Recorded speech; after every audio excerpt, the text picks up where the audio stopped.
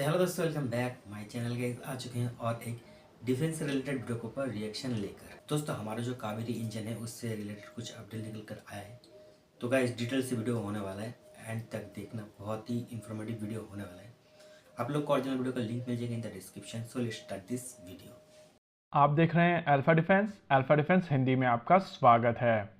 आज के इस वीडियो में हम लोग बात करने वाले हैं घातक यूसीएवी के बारे में। साथ ही हम लोग बात करेंगे ड्राई कावेरी इंजन के बारे में, जिसके बेसिस पर घातक यूसीएवी को बनाया जा रहा है। घातक यूसीएवी के लिए बनाए जाने वाले ड्राई कावेरी इंजन को कुछ समय पहले रशिया ले जाया गया था, जहां पर इसके ऊपर हाई एल्टीट्यूड टेस्ट किए गए थे और Russian high altitude test facility में इसकी परफॉर्मेंस काफी शानदार आई थी। आमतौर पर इस तरीके के इंजन जब टेस्ट फैसिलिटी में ले जाए जाते हैं तो इनको एक्सट्रीम कंडीशंस में टेस्ट किया जाता है और नेचुरली फर्दर टेस्टिंग के लिए आपको नए इंजन की आवश्यकता होती है, जिनमें ये छोटे छोटे रिफाइनमेंट किए गए हैं।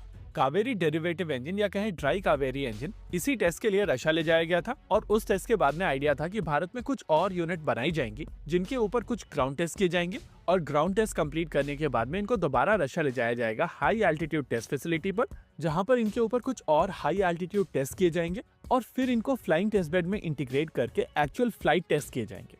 रशिया में पिछली बार किए गए हाई एल्टीट्यूड टेस्ट को लगभग 1 साल हो चुके हैं और उसके तुरंत बाद भारत में नए इंजन बनाना शुरू कर दिया गया था, जिनको लेकर रशिया में टेस्टिंग के लिए स्लॉट भी मांगे गए थे। 3 महीने के अंदर भारत में नए इंजन बना लिए गए थे। इन इंजन के ऊपर ग्राउंड टेस्ट भी कर लिए गए थे और ये इंजन रशिया जाने के लिए तैयार बैठे हुए हैं।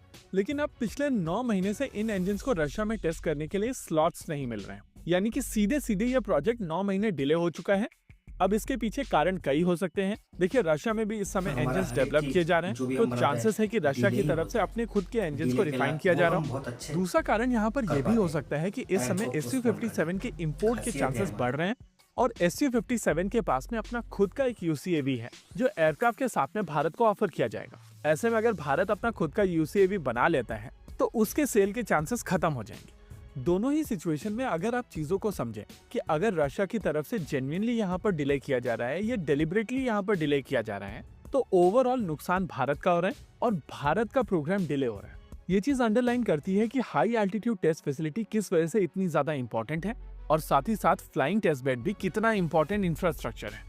ये बात सच है कि फ्रांस और रशिया जैसे देशों के पास में अपने खुद के इंफ्रास्ट्रक्चर हैं और इन देशों के साथ में भारत के अच्छे रिलेशनशिप हैं, लेकिन कई बार छोटे छोटे टेस्ट करने के लिए स्लॉट्स अवेलेबल नहीं होते हैं और इस पूरे प्रोसेस में सालों निकल जाते हैं। इनिशियली प्लान टाइमलाइन के हिसाब से अभी तक इन इंजन को रशिया में हाई एल्टीट्यूड टेस्ट फैसिलिटी में टेस्ट होकर फ्लाइंग टेस्ट बेड के साथ में इंटीग्रेट हो जाना था और वहां पर टेस्टिंग कंप्लीट करने के बाद में इनके बेसिस पर नए इंजन बनाए जाने थे, जिनको एक्चुअल घातक यूसीएवी के प्रोटोटाइप के ऊपर लगाया जाना था। घातक यूसीएवी भारत के लिए एक बहुत इंपॉर्टेंट प्रोजेक्ट होगा और इसी प्रोजेक्ट के बेसिस पर आने वाले समय में अगर भारत चाहे तो एक स्टेल्थ बॉम्बर बना सकता है, 6th जनरेशन एयरक्राफ्ट बना सकता है या फिर इन्हीं यूसीएवीज को यूज करके करंट जनरेशन एयरक्राफ्ट की क्षमताओं को सिग्निफिकेंटली बढ़ाया जा सकता है। प्रैक्टिकली करंट जनरेशन एयरक्राफ्ट के साथ में अगर मैन मशीन टीमिंग की जाए और स्टेल्दी यूएवी उसके पार्ट हो तो उनकी क्षमताएं नेक्स्ट जनरेशन एयरक्राफ्ट के बराबर पहुंच जाएगी। वैसे घातक यूसीएवी को लेकर प्लान है कि फाइनेंशियल ईयर 2025 के एंड तक इसकी पहली उड़ान हो जाएगी और अगर आने वाले 2-3 महीनों के अंदर रशिया की तरफ से अपनी हाई एल्टीट्यूड टेस्ट फैसिलिटी का एक्सेस भारत को दे दिया जाता है तो नेचुरली ये इंजन टेस्ट होकर तैयार हो जाएंगे और पहले प्रोटोटाइप के रोल आउट में उतना समय नहीं लगेगा, स्पेशली तब जब इस एयरक्राफ्ट के ऊपर जाने वाले सभी कंट्रोल लॉस ऑलरेडी स्विफ्ट के ऊपर टेस्ट किए जा रहे हैं और स्विफ्ट को लेकर हम सभी को पता है कि ये एयरक्राफ्ट अपनी पहली उड़ान भर चुका है। इसके ऊपर डिजाइन रिफाइनमेंट्स भी चल रहे हैं और इनफैक्ट इंडियन एयरफोर्स इसकी परफॉर्मेंस से इतना ज्यादा खुश है कि वो लोग स्विफ्ट को अपने बेड़े में शामिल करने की बात कर रहे हैं। होपफुली ये डिले पूरे के पूरे प्रोग्राम की टाइमलाइन को बहुत ज्यादा इम्पैक्ट नहीं करेगी और होपफुली इसके बाद भारत सरकार को भी समझ में आएगा कि हाई एल्टीट्यूड टेस्ट फैसिलिटी और फ्लाइंग टेस्ट बेड कितने इंपॉर्टेंट इंफ्रास्ट्रक्चर है। तो दोस्तों वीडियो होते हैं खत्म। वीडियो बहुत ही नॉलेजेबल था गाइस। एक्चुअल में बताएं तो इस वीडियो में 2 अपडेट हमको मिला है, एक तो इंजन का और दूसरा है घातक यूसीएवी का। सो गाइस मुझे ना एक बात इस वीडियो में बहुत ही खटक रहा है। SU-57 के साथ कहा गया है कि एक यूसीएवी भी है, मगर वो थोड़ा सा मुझे समझ में नहीं आएगा। अगर आप लोग को पता हो तो आप लोग कमेंट में जाकर बताना जरूर। पहले दोस्तों जब हम कावेरी इंजन के ऊपर काम कर रहे थे तो वो जो हमारा प्रोजेक्ट था वो सक्सेसफुल नहीं कर पाए थे हम, क्योंकि हमें जितना थ्रस्ट का ज़रूरत था वो ना हम अचीव नहीं कर पाए, तो वो जो प्रोजेक्ट था उसको पोस्टपोन कर दिया गया था। फिर गाइस उसके बाद लॉन्च किया गया ड्राई कावेरी इंजन प्रोजेक्ट। अब इसके ऊपर काम भी हो रहा है, इसका टेस्ट भी सक्सेसफुल हो चुका है। अब सिर्फ इंतजार है फाइनल टेस्ट का।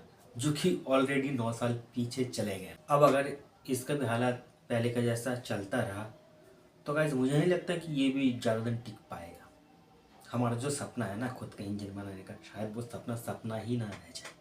अब किस कारण के वजह से ये जो परीक्षण होने वाला नहीं हो रहा ये तो एग्जैक्टली मुझे पता नहीं है गाइस। अब क्लियरेंस मिल नहीं रहा है या फिर रशिया नहीं चाहता कि हमारा इंजन का सफल परीक्षण हो।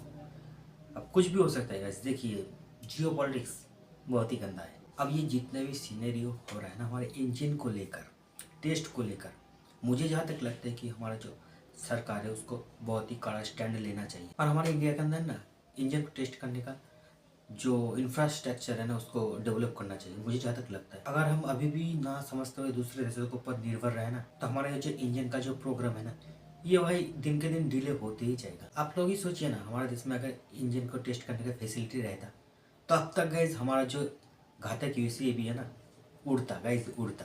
मगर क्या करें गाइज, बैड लक, कुछ भी नहीं कर सकते हम दूसरे देशों के ऊपर डिपेंड करने के अलावा। अब देखते हैं दोस्तों 2025 के अंदर हमारा जो घातक यूसी भी है वो क्या वाकई में फ्लाई कर सकता है कि नहीं। आप लोगों को क्या लगता है वो आप लोग कमेंट में जाकर बताना जरूर। वीडियो अगर अच्छा लगे ना तो वीडियो को लाइक और शेयर भी कर देना। मिलते हैं नेक्स्ट वीडियो में, तब तक के लिए जय हिंद जय भारत।